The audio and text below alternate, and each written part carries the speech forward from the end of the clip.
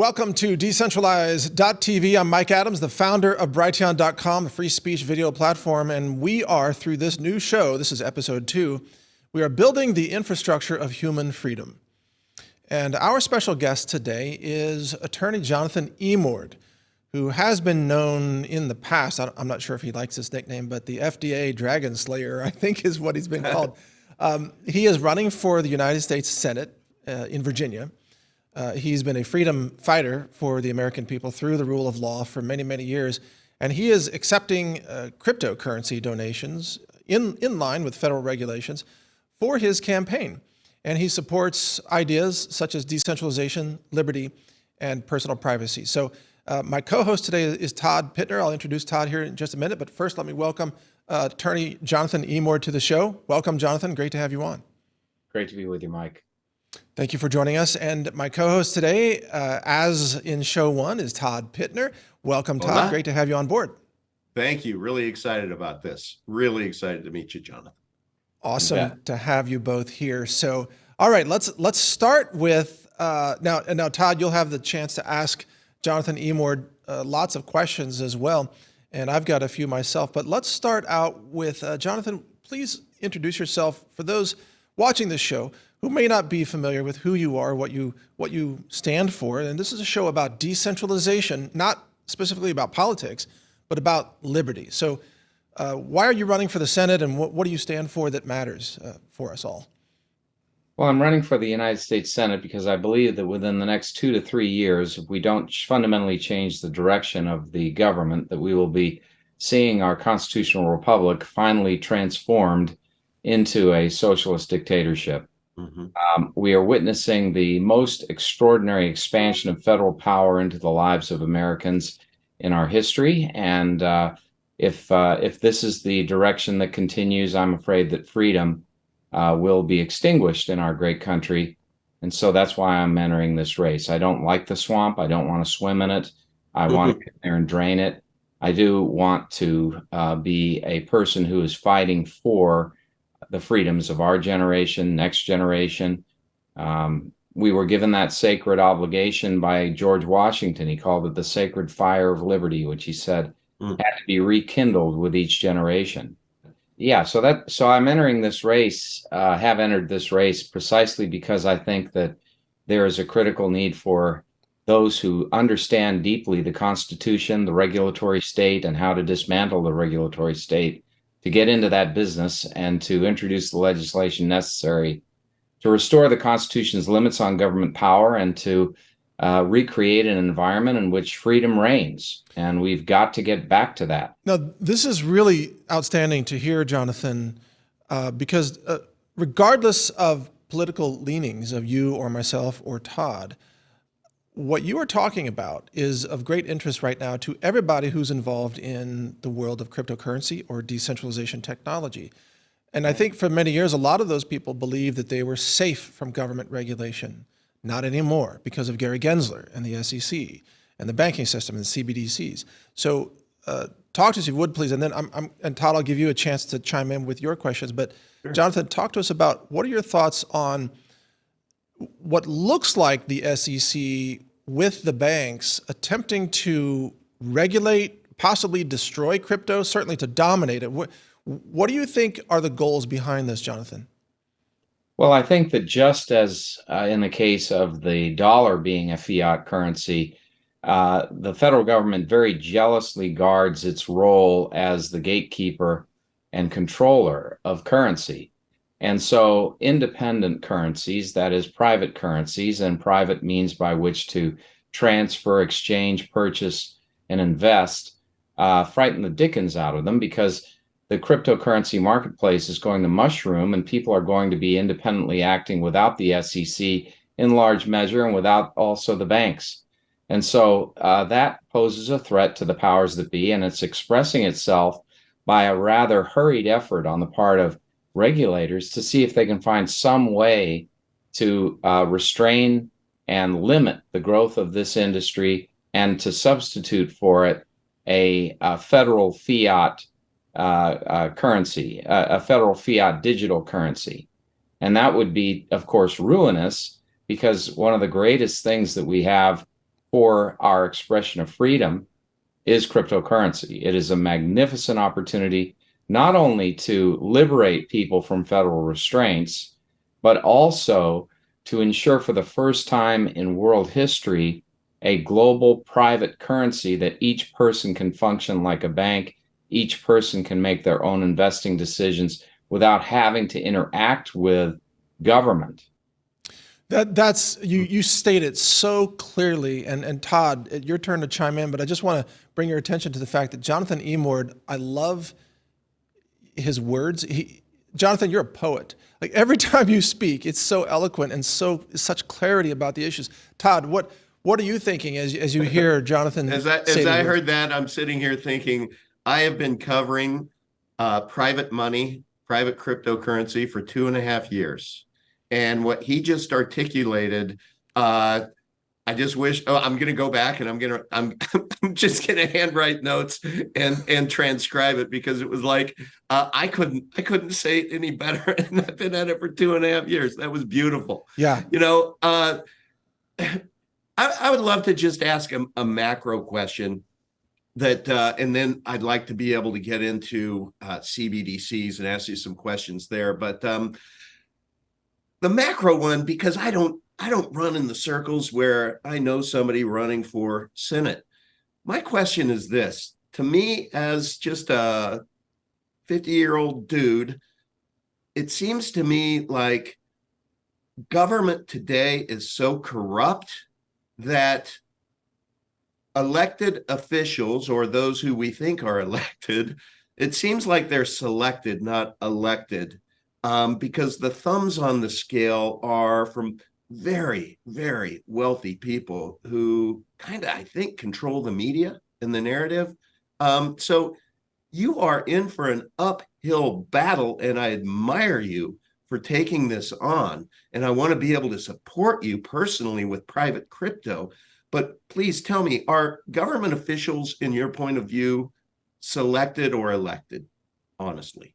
Well, we have a intense competition between those who are supported by grassroots efforts, and as well as individuals who are well-heeled, and an institutionalized corporatist state that operates in America. You've got a whole industry, largely on K Street, Washington, D.C., where you have lobbyists who are there for big business, and they lobby the Congress and they lobby the regulatory agencies to get regulations and laws in place that create barriers to market entry and protect the vested interests of these institutions.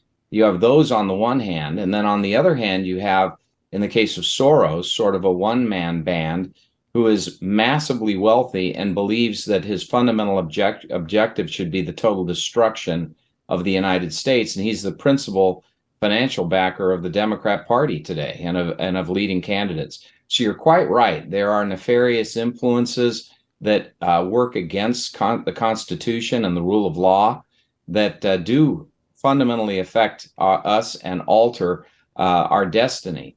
But it's calling those things out, being direct about it, and being independent and strong, and fighting for the Constitution that is not just an option for us who believe in freedom, it's a necessity. So if we're going to save our country, we've got to fight this, and we have to be honest about it and recognize that indeed the regulatory state is a victim of capture by big business and is serving the interests of those who have the resources in big business and is acting against our interests. And one great example of that is the Federal Food and Drug Administration, which for years has approved unsafe drugs over the objection of medical reviewers in the agency, and has protected drug companies even when those drugs have caused massive injury in the public. So and we just went through this episode in spades with COVID and the COVID vaccine, and we still are suffering from it. So yes, there's a lot to be said. That what you're hitting on is real, and it's profound, and is very, very damaging, and has been eroding away at our constitutional rights and protections for many, many years. Jonathan, I want to give out your website. It's Emord, E-M-O-R-D, for VA, as in Virginia. So Emord, FORVA.com. And that's where people can find out more about your candidacy. And although it's not on here at the day that we're filming this, I understand from some of your campaign people that you're going to be accepting cryptocurrency as campaign donations. Now that's something that others have also announced, such as RFK Jr. and so on. Can you just talk to us a little bit about that decision to accept crypto and why you think that's important?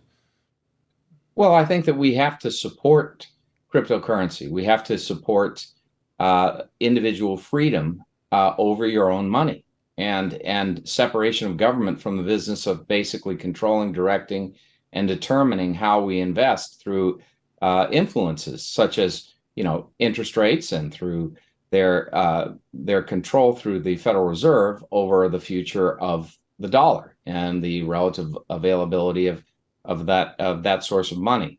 So my decision to have the campaign do it is very simple. I believe in it. And as a consequence, I wanted to be able to accept it.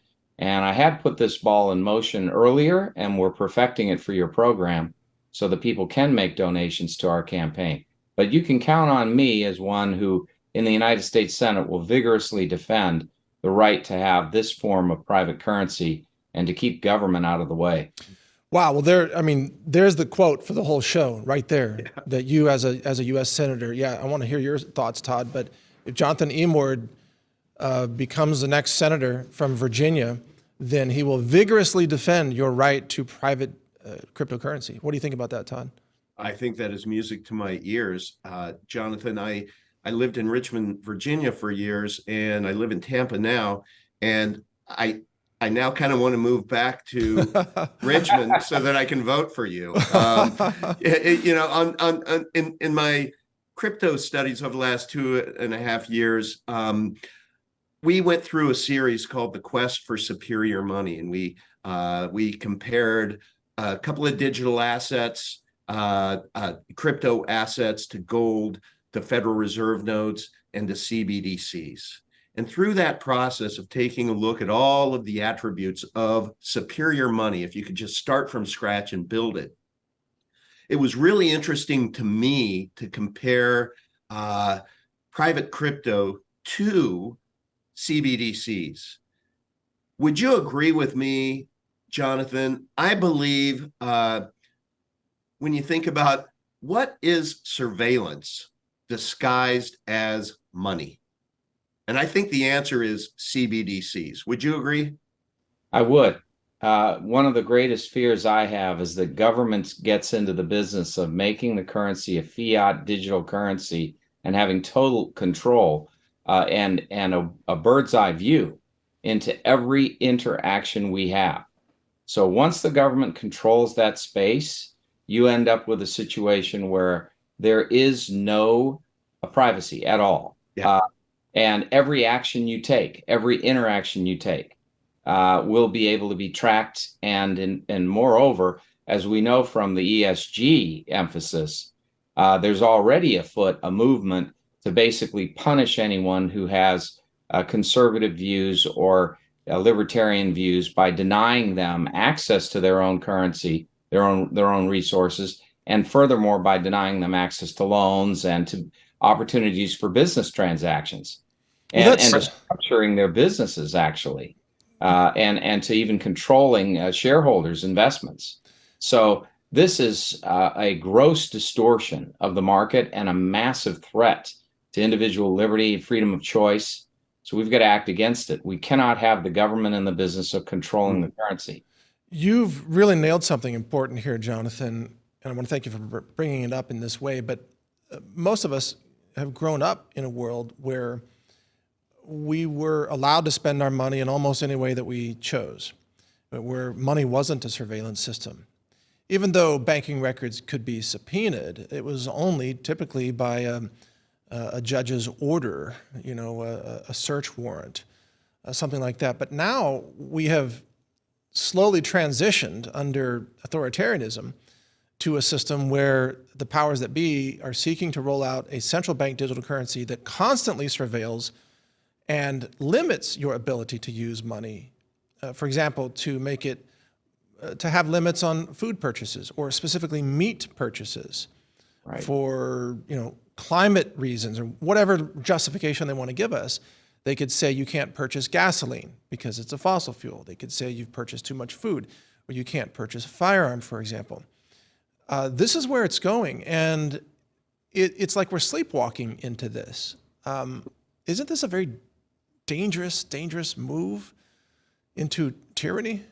It sure is. It's like an old dystopian movie where you had, Orwellian kind of features, and it indeed is that thing. I mean, we this brave new world, to use Aldous Huxley's terminology, is upon us, and we've seen it even before digital currency. I mean, we've seen it arise with the government's emphasis on banks asking us questions about the intended use of our resources before they allow us access to funds above a certain dollar amount. That's going on right now. And it's part and parcel of this bigger movement. This ESG movement is really well on its way. So, of course, one of the greatest threats is when the government controls the digital currency as it wishes to and becomes the super surveillance state and a super controller, that it will be able to direct our actions such that it will punish us if we act against the interests of those in power.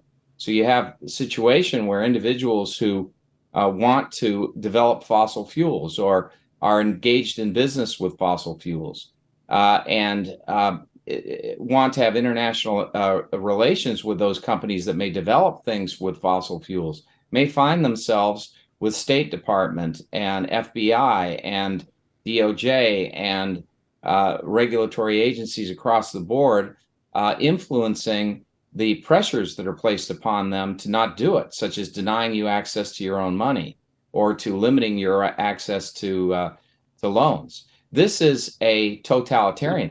This is beyond socialism. I mean, this is Marxism writ large, where you have totalitarianism. We see this happening now in China, this very model, and they're trying desperately to introduce it here. Yes. Todd, go ahead. You want to chime in there?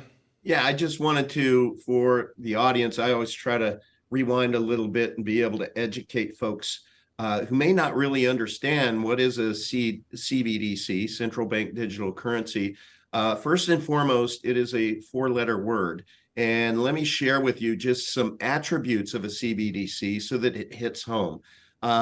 First of all, it's an unlimited supply. So when you talk about your purchasing power, it is going to be very susceptible to inflation.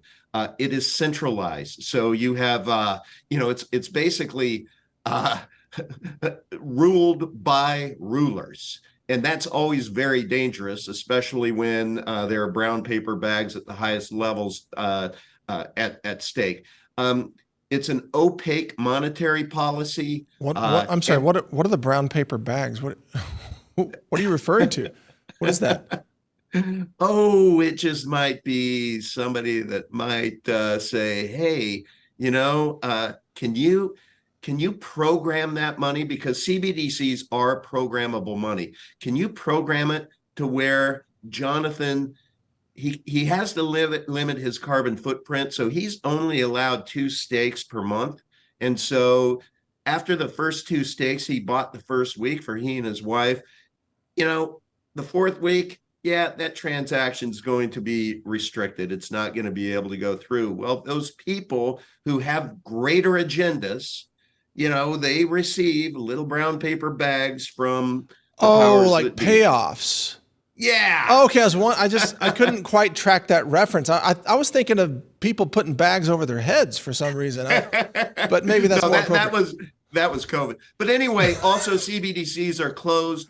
They're permissioned. You have to have permission for it. And there's always risk of seizure. We all know about bail-ins, right? But they'll program the money to where if they give you this helicopter money, ultimately, you have to be able to spend it by the end of the month or within 2 months, or it's spend it or lose it. And it is so privacy invasive. That's another attribute. And above all else, it just enables censorship. So that's what you get. Yeah, let's ask Jonathan to respond to that. So yeah, surveillance, programmable money, a level of control and tyranny that none of us have ever lived under before.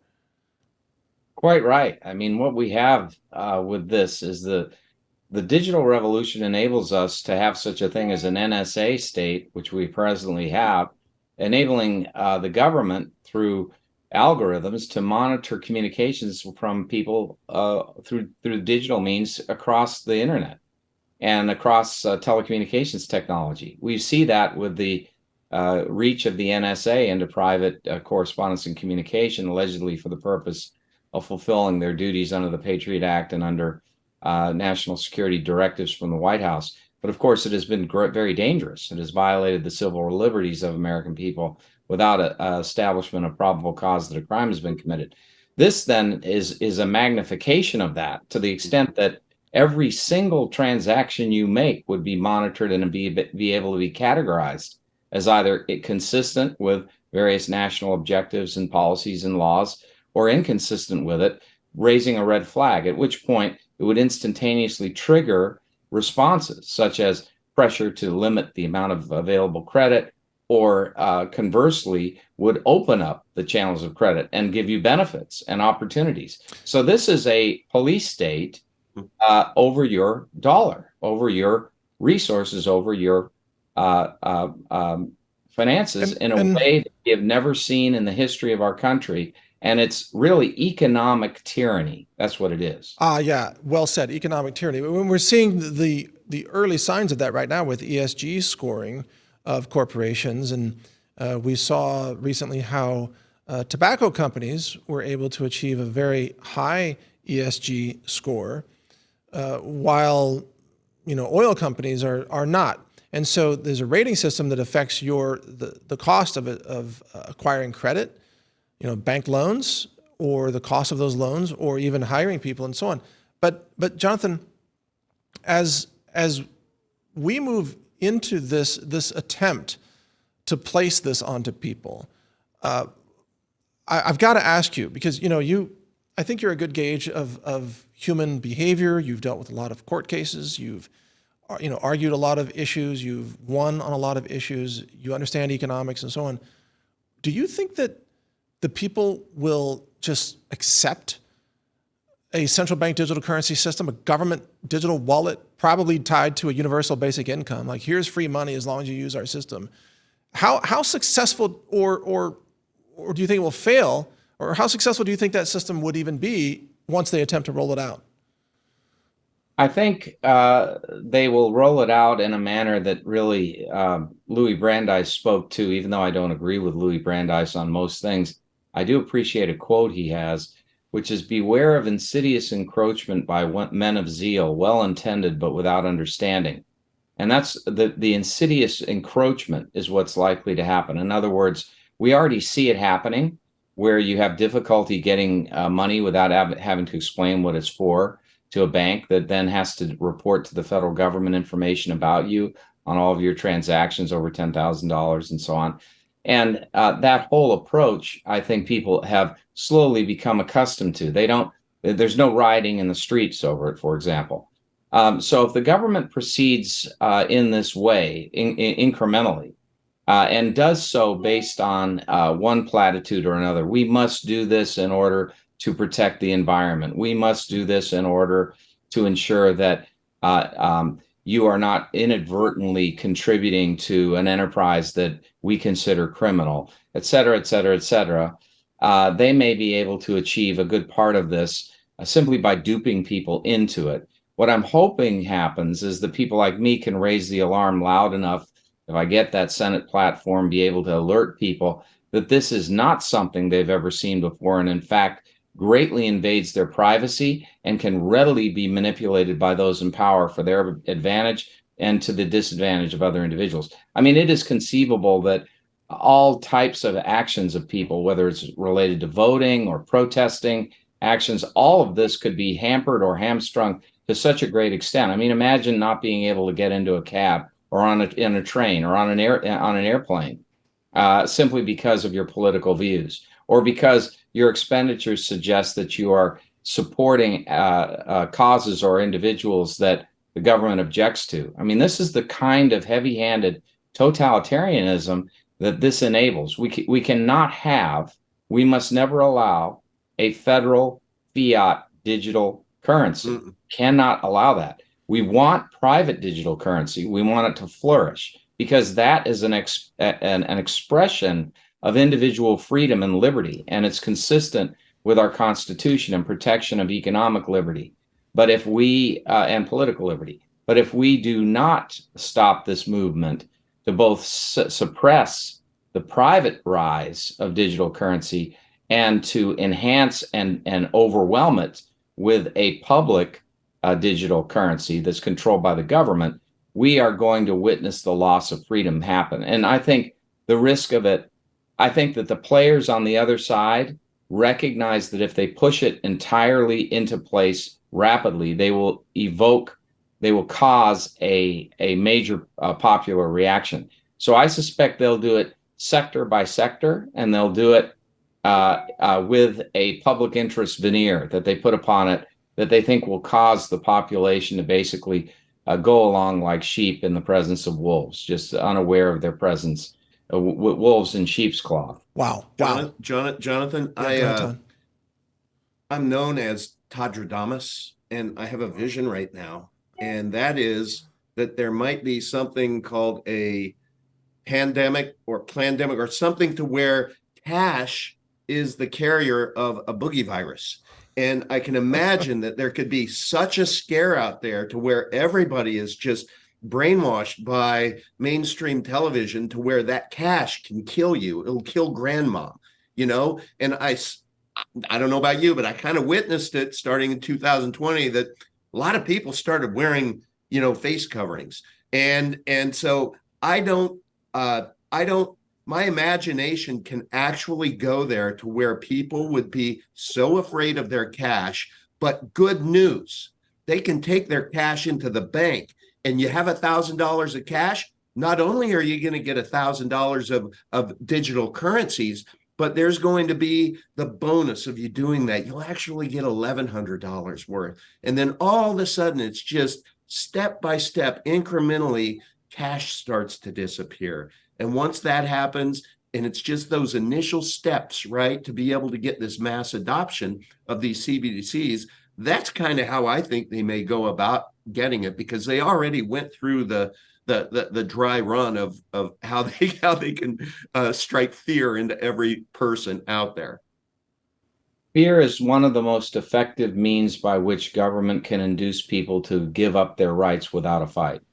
If you terrify people, they will readily follow you. If you actually cause them to believe that something beyond their control may fundamentally alter their existence, may cause them to lose their life, or will cause them to be constricted dramatically in their ability to move about, they will listen to you if they believe what you say and you present it in a credible manner, even if it's false.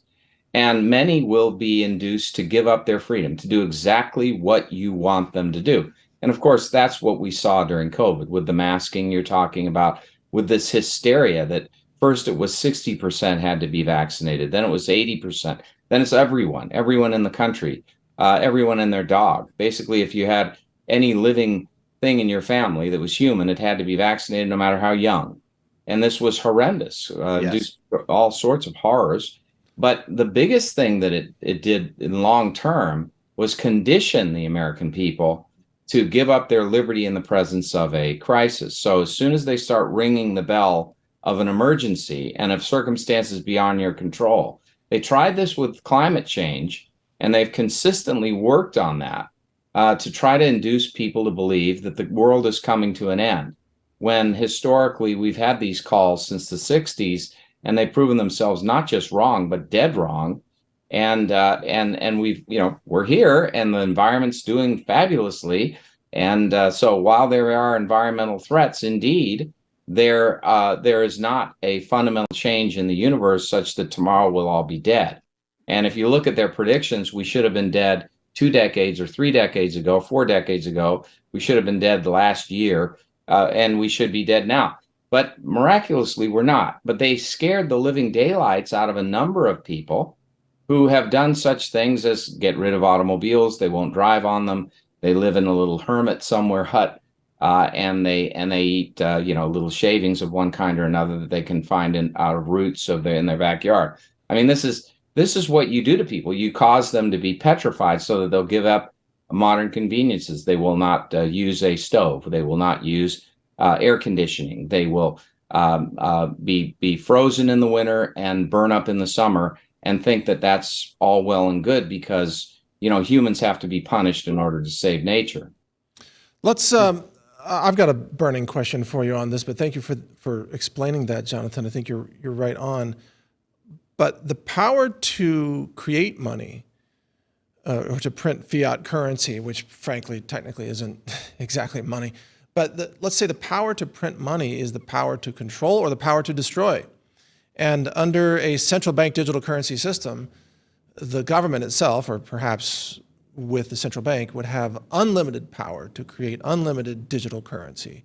Now, contrast that, if you would please, against peer-to-peer cryptocurrency, which has strictly limited supplies that are algorithmically limited, such as Bitcoin's 21 million and other coins that have very limited emissions for each block that is confirmed. I think Monero works that way.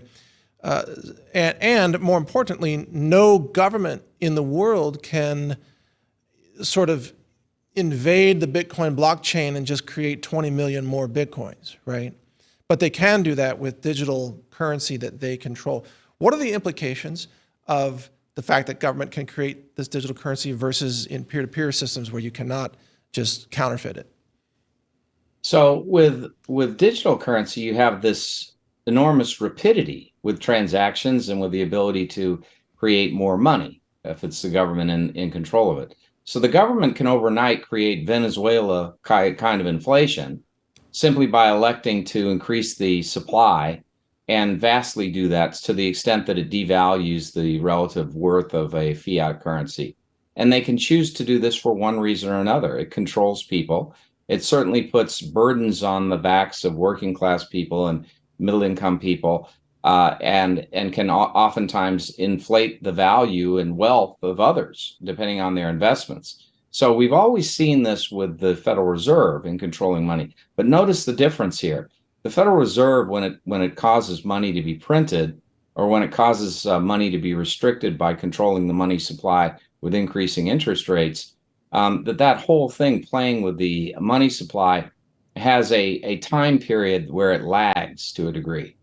If you have a fiat digital currency with the government, then their decisions about these things will have instantaneous impact.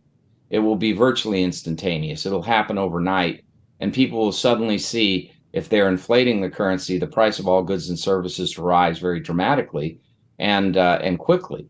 So that contrasted with private currency, of course, when people are in control of their own money, they exercise that wealth and the wealth generation associated with it with prudence to ensure that not only that they are able to finance and pay for the things that they want, but the recipient of it too is under a degree of control, because to the extent that his pricing deviates from what the market rate is in relative competition, he's going to face a swift rebuke by having the purchaser go to someone else. And this becomes also more rapid in a digital environment.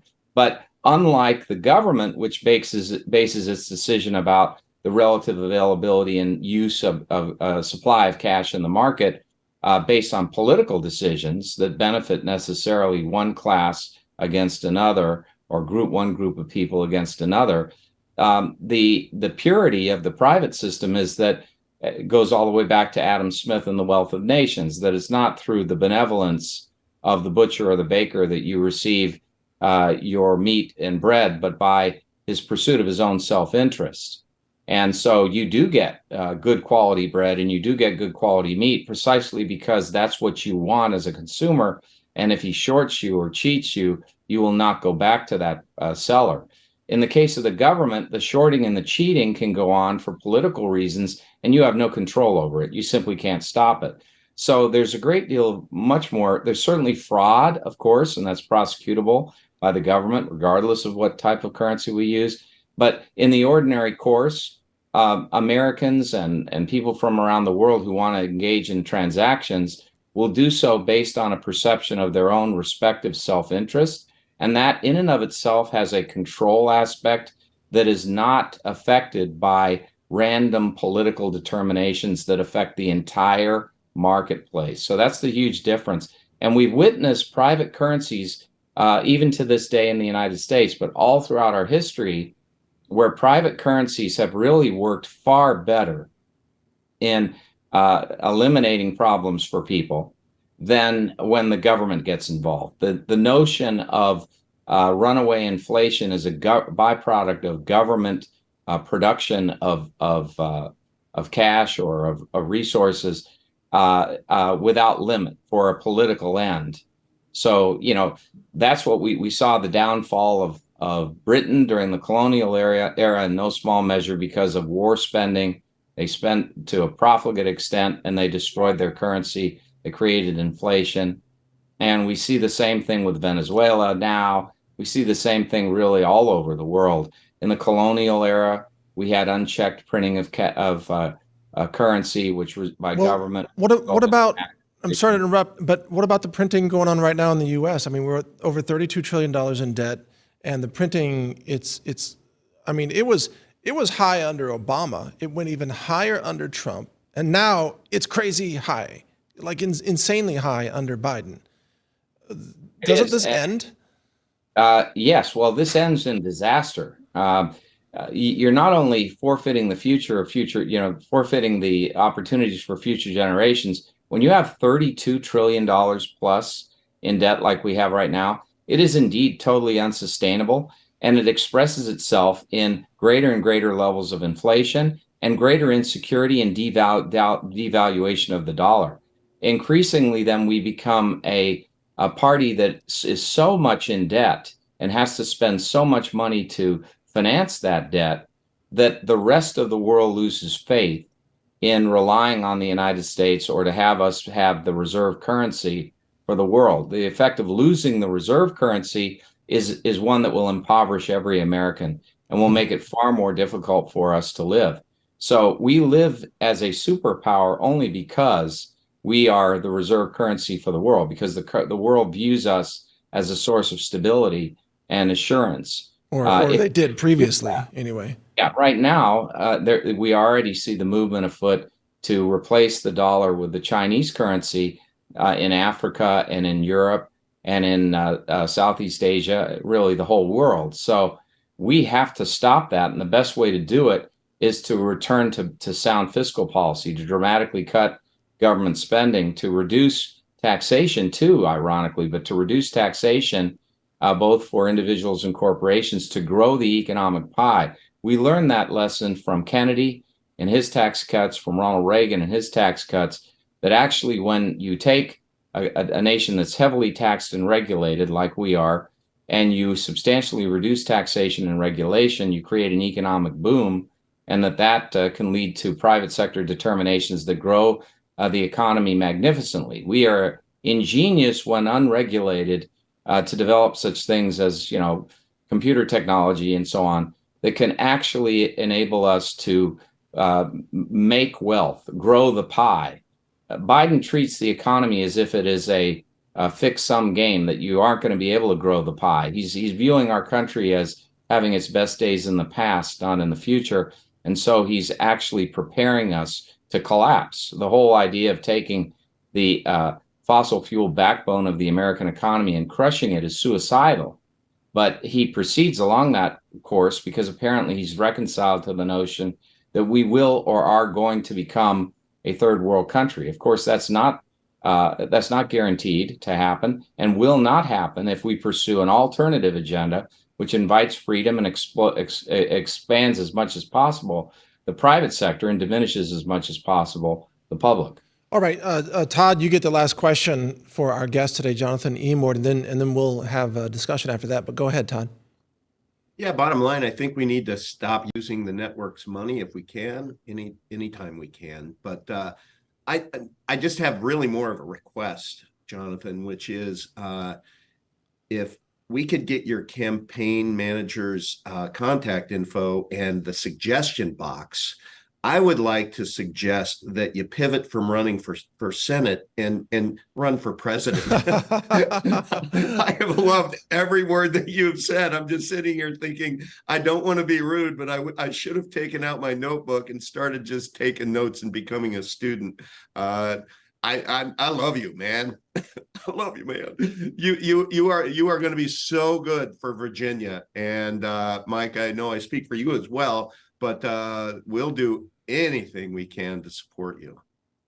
Well, thank you so much. I'm really humbled by what you had to say, and I just know that all of us who love freedom realize that this is the 11th hour, and we have to take a stand. We have to fight, because if we don't, we're going to lose everything. And I believe that the greatest days for our country are ahead of us, but this is the pivotal moment. And we have to really ensure that our country returns to its constitutional moorings and that we allow the private sector to flourish. If we do, China becomes no longer a major issue. If we have the resources because of our freedom and we stand up for that and make us again a bastion of liberty, the last best hope for freedom on earth, as Abraham Lincoln put it, we will prevail. We will overcome every obstacle to freedom and progress. But we cannot allow this mindset that's leading, we talked about today in spades, that's leading to totalitarianism. We've got to stop it. And it has to be stopped now, because the threat is here. And it's now, and it's expansively in our face. I mean, it really is happening. So.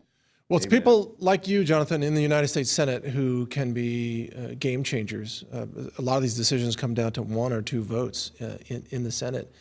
So the website, folks, is emordforva.com, emordforva.com. And there will be crypto donation options available at the donate button here shortly, perhaps by the time you see this. And there are requirements, by the way, set by the federal government for when you donate anything, like you have to give your name and so on. So there are no, large-scale private donations directly to candidates. That's just part of the election rules.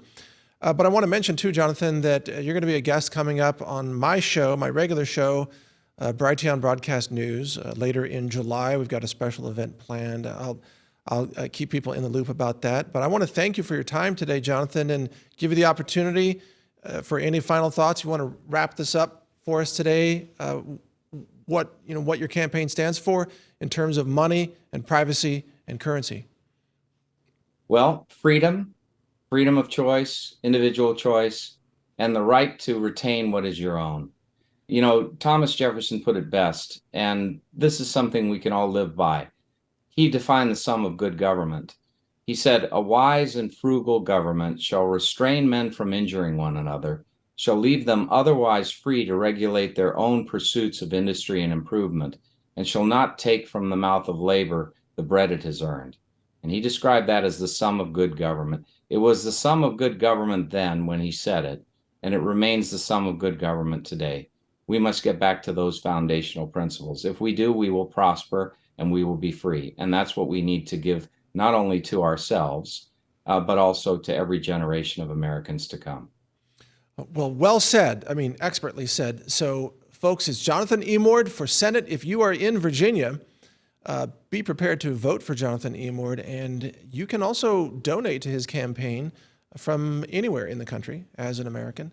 You have the right to do that. And what are the individual donation limits? Is it like 3,000 something? For a couple, for both the primary and the general, I think it's $13,300. It's half that for one primary or the general, and it is also that's for a couple, and it's a half of that, I believe, for an individual. Okay. So anyhow, the limits are there. You'll see them on emordforva.com. But yes, if people can donate digital currency, that would be great. Bitcoin's tremendous. And I think we need to establish ourselves with this program as a champion for receipt of that kind of resource in favor of a campaign for liberty. I think if you believe in your digital currency and your rights to freedom associated with it, it's important to donate to this cause, because this is the cause that will defend your rights. So thank you so much, Mike, for having me on. I've appreciated the opportunity to talk about this important issue. Thank you, Jonathan. We greatly appreciate you. We'll let you go now, and Todd and I are going to continue. We'll talk about you after you leave, but we'll say nice things. So very kind. We appreciate you. Have a It's great been a pleasure. rest of the day. Okay. Cheers. Take care, Jonathan. So Todd, wow. I mean, is that man amazing or what?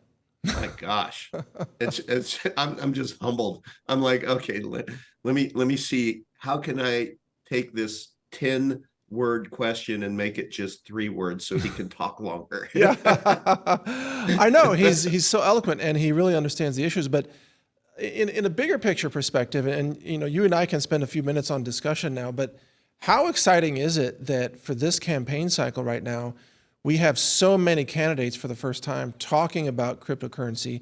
And now, RFK Jr. talked about Bitcoin. He spoke at the Bitcoin conference. Right. Yeah. But Jonathan Emord talks about private digital currency. Private money. Right? Yeah. So that's like another level of understanding the issues. Yes.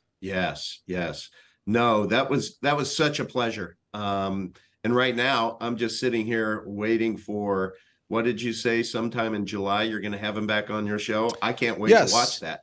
Yeah, actually, yeah, we have a kind of a live streaming event planned with Jonathan in July. I don't know the exact day yet, but we're going to make that happen. I'm just doing that to help him gain publicity.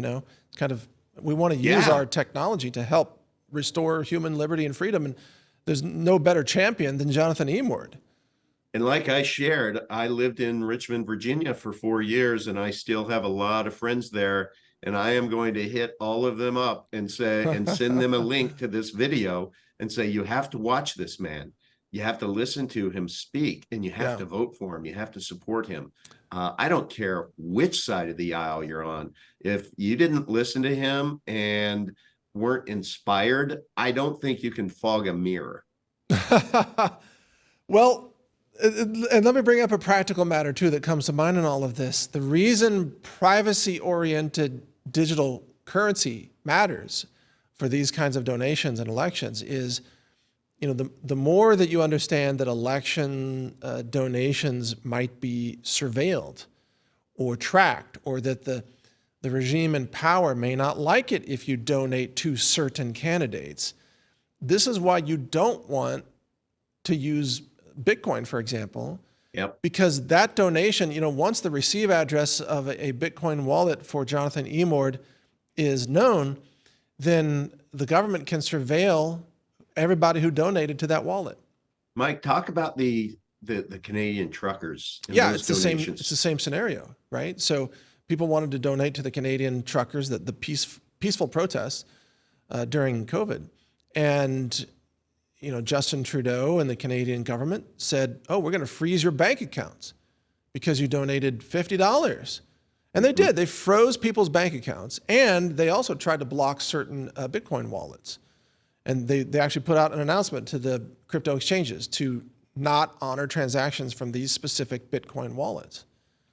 Now, and that's, and again, I kind of go back to analogies. For me, it's if you donate in Bitcoin, it's like you using the restroom with a clear door on it. I mean, you're surveilled. People are going to know that you're going to, that they will know that you donated to a certain person. And if you have the power the powers to be that are centralized and want you to have permission to be able to donate anything, otherwise, they may seize your assets and invade your privacy and censor you.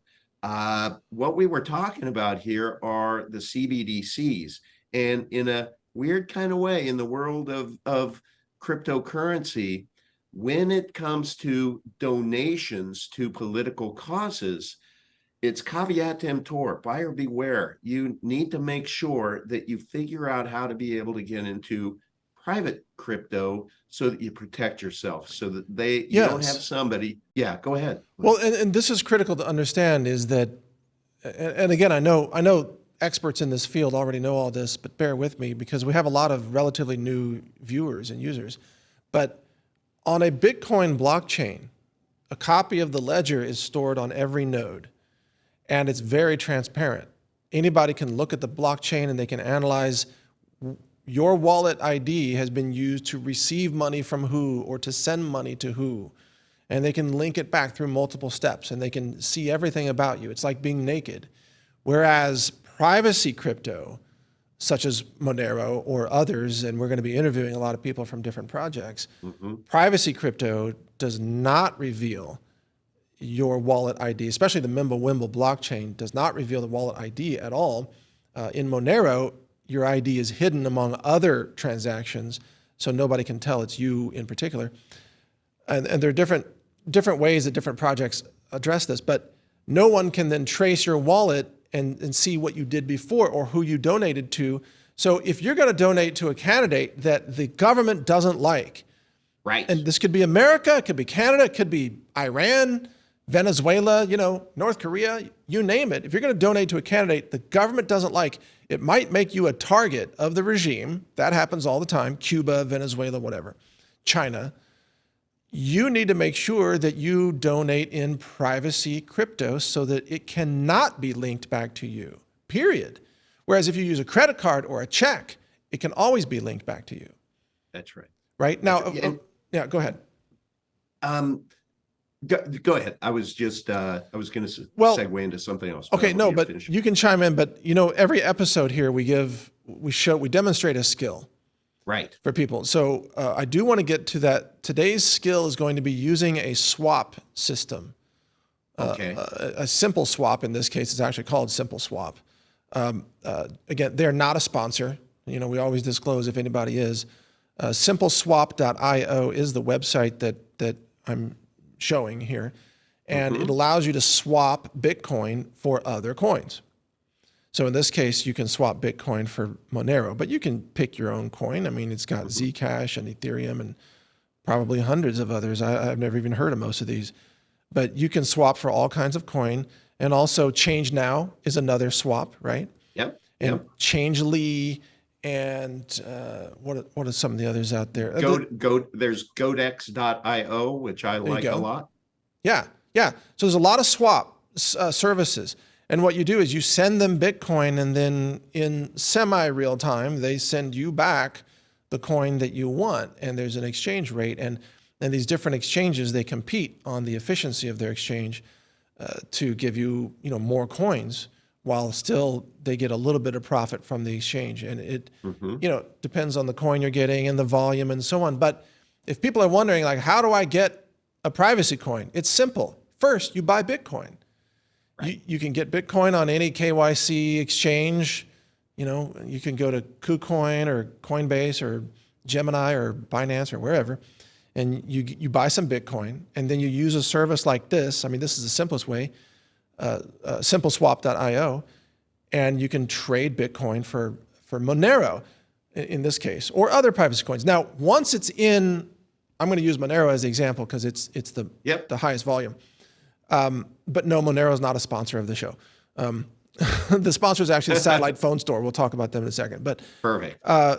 You get Monero, and now that goes into your Monero wallet. The chain of traceability is now broken. Like, no one can track your Monero any longer because Monero is a private coin, just like the project that you worked with, Epic, or Firo, or other private coin projects. That chain is broken from that point forward. You are now non-surveillable. Make sense? Yep.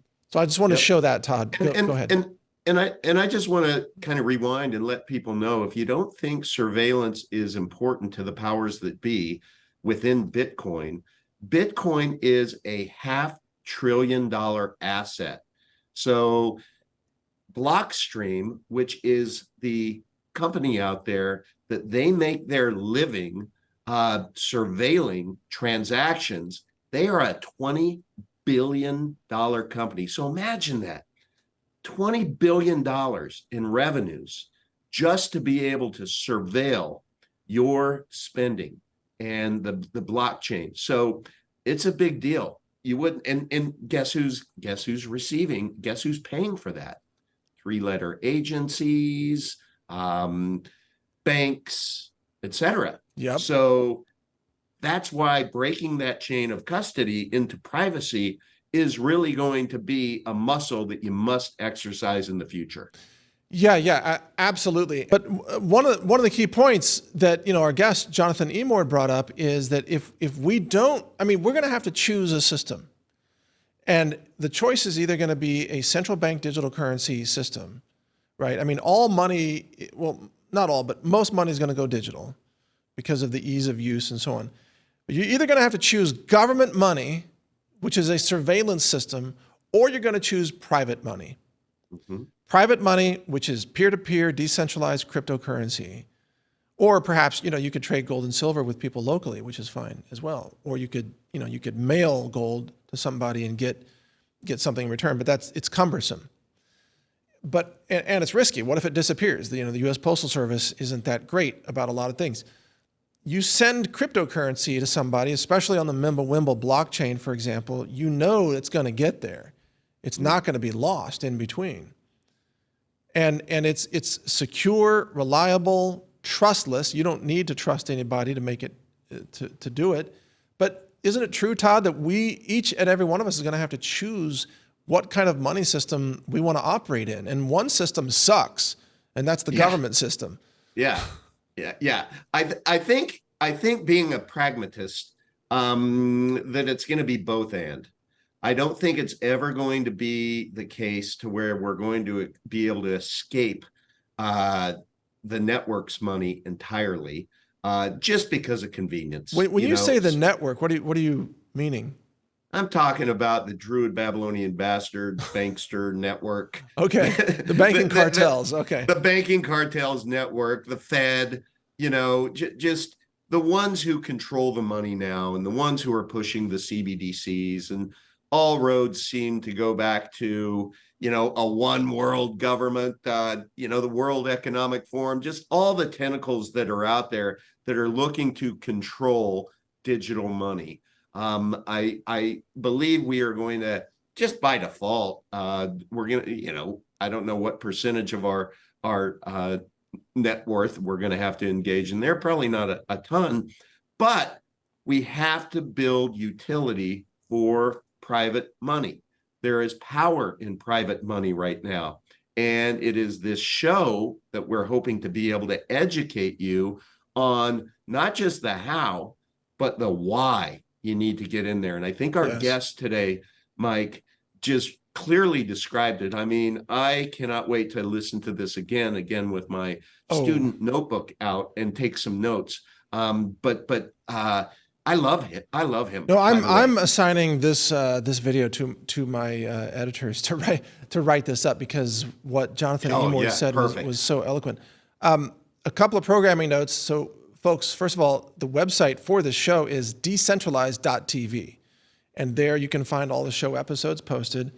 Plus, you can sign up for our email announcement list, and the reason that matters is because we will send you an email as each new episode goes live, so you can be the first to see it, and you'll be among the first to know who's our guest and who we're talking to or what project we're talking about. And it's to your convenience to get that email as soon as it goes live. So that's one thing. And then we'll also have all the links to our social media channels there, as well as how you can reach us. Now, I just want to mention too that the next two episodes, Todd, I think you're traveling. You're taking a vacation somewhere. I have not taken a vacation for 3 years. Are you going in a submarine? Are you going down to the bottom of the ocean in a dangerous sub? Is that what you're doing? I hope not. Too soon. But you're going to be missing for 2 episodes, is my point. Yes, sadly, I'm going to be missing for 2 episodes, but I will be back like a good rash. Okay. I promise you, Mike. Okay, you're going to be back. And also, by the way, that Friday, I think I'm nailing an interview with a crypto project lead who lives over, I don't know if it's Asia or the Middle East. I think it's Asia, but I have to do that interview at like 10 p.m. at night. So is that Ruben with Firo? I have to check the schedule. It might be Firo, but it's a 10 p.m. deal. So I'm not even going to be in the studio at that time because my crew doesn't work. at 10 p.m. Okay. So that I'll be doing that from my home studio. It won't look as flashy with all the studio stuff here, but nevertheless, we have some fascinating episodes coming up, and you'll be back, Todd, from your round the world trip. Are you taking a balloon or what? What are you doing? I'm going down to Costa Rica. I have a buddy who just retired. He bought a home down there, and we're going to go deep sea fishing. You're kidding me. No, I'm super excited. You are about going that. in the ocean. I almost guessed that one. Yeah, you did, but not in a 5-seater. Not in a dangerous, kind of sketchy submarine. Yeah, made with kind of sketchy carbon fiber. No, sir. You don't want to go down to 13,000 feet? I hear it's nice and dark and cold down there. It is, and you know what they're requesting on the radio? What? Air supply. Sorry. Oh God, man, that's totally uncalled for. I'm sorry. Bad You humor. can edit that out. No, we're gonna keep it. You're done now. You get to deal with the feedback on that one. Now, I'll deal with it over the next 2 weeks. Everyone, just go ahead and send it to my hate mail. That's fine. Okay. Well, how about this? Even if your submarine goes down, as long as you still have bandwidth, you could receive crypto as you're sinking. Yes, it's possible. I can. It's. I mean, you may not have air, but if you have bandwidth, you could still die wealthy. Take the coins with you. Yeah, I might have difficulty remembering my seed words down there, but that's okay. They're etched. They're etched in places. Oh man, no. We wish you well, and you're going to have a blast, Thank you. and I know you'll have a lot of fun. But you're not doing scuba diving, huh?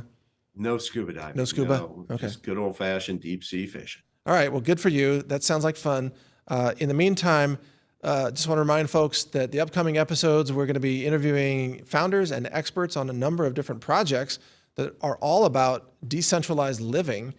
And our guest today is kind of an unusual guest, being that he's running for the Senate. That's the only guest we have scheduled that is actually a candidate for political office. For the most part, this show is apolitical. But whenever a potential senator loves cryptocurrency, we would invite them on.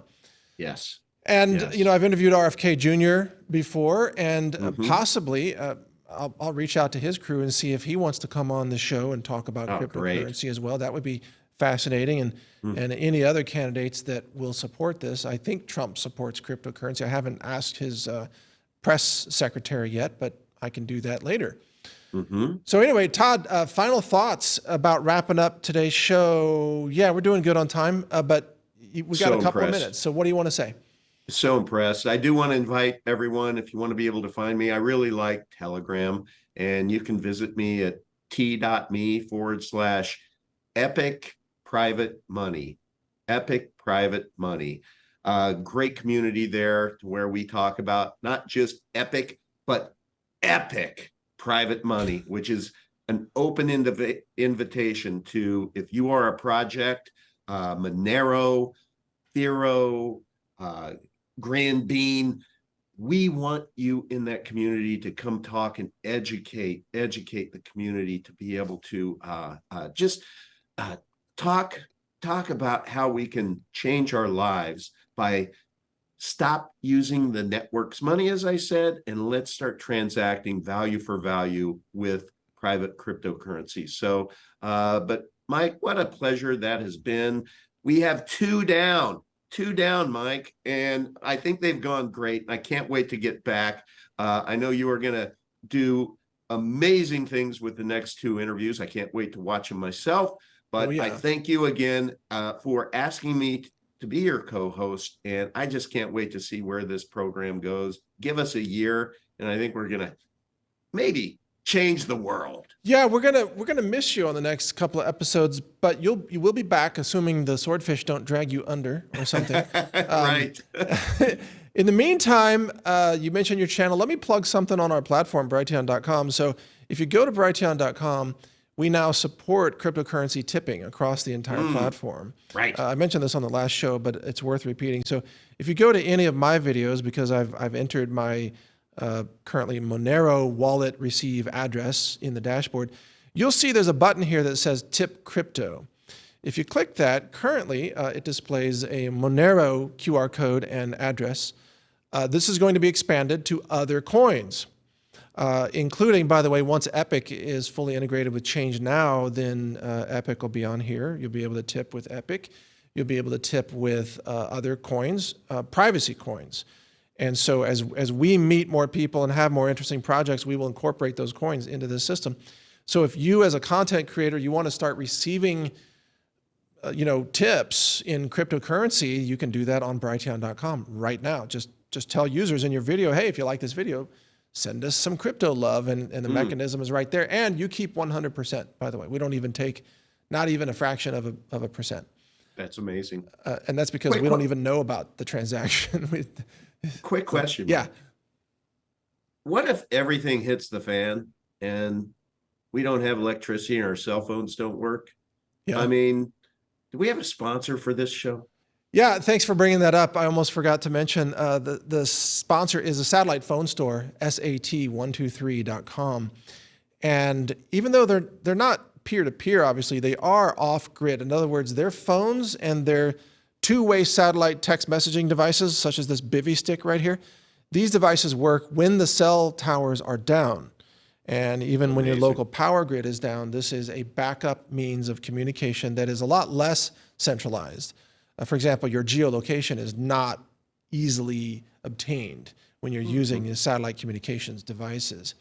Although you can turn on, with the Bivy stick, you can turn on your GPS location for your buddies to know where you are. We have a lot of friends in law enforcement and special ops that use them on purpose for that. So that they know, like, hey, if I vanish, come find me, and here's where I am, that kind of thing.